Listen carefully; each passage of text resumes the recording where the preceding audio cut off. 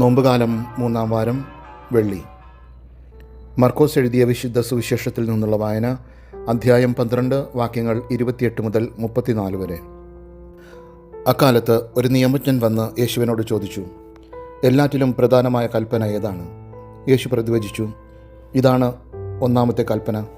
ഇസ്രായേലേ കേൾക്കുക, നമ്മുടെ ദൈവമായ കർത്താവാണ് ഏക കർത്താവ്.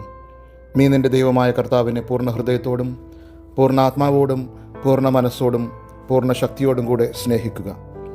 രണ്ടാമത്തെ കൽപ്പന, നിന്നെപ്പോലെ തന്നെ നിൻ്റെ അയൽക്കാരനെയും സ്നേഹിക്കുക. ഇവയേക്കാൾ വലിയ കൽപ്പനയൊന്നുമില്ല. നിയമജ്ഞൻ പറഞ്ഞു, ഗുരു, അങ്ങ് പറഞ്ഞത് ശരി തന്നെ.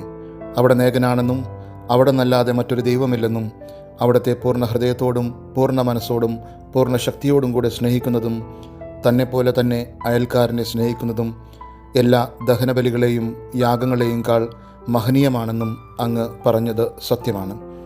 അവൻ ബുദ്ധിപൂർവം മറുപടി പറഞ്ഞു എന്ന് മനസ്സിലാക്കി യേശു പറഞ്ഞു, നീ ദൈവരാജ്യത്തിൽ നിന്ന് അകലെയല്ല.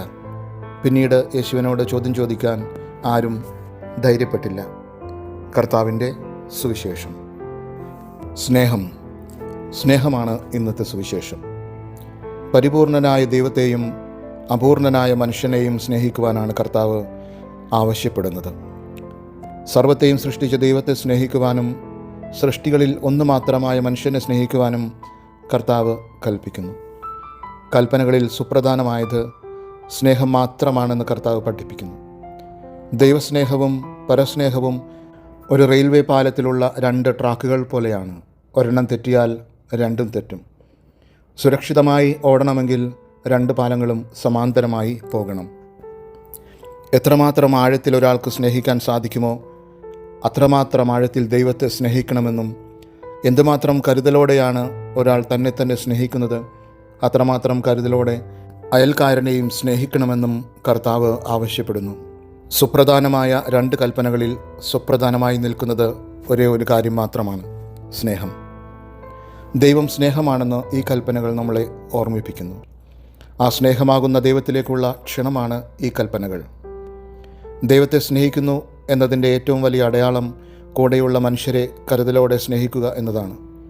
2 കൽപ്പനകൾ, ഒരേ ഒരു ലക്ഷ്യം, സ്നേഹം. ദൈവത്തിലേക്കുള്ള വഴി മനുഷ്യരിലൂടെയാണ് കടന്നു പോകുന്നത്.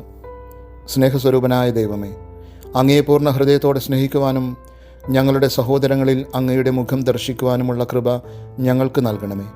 വാക്കുകളിൽ മാത്രമല്ല, പ്രവൃത്തിയിലും കരുതലിലും സ്നേഹത്തിൻ്റെ വക്താക്കളാകുവാൻ ഞങ്ങളെ പഠിപ്പിക്കണമേ. ആമേൻ.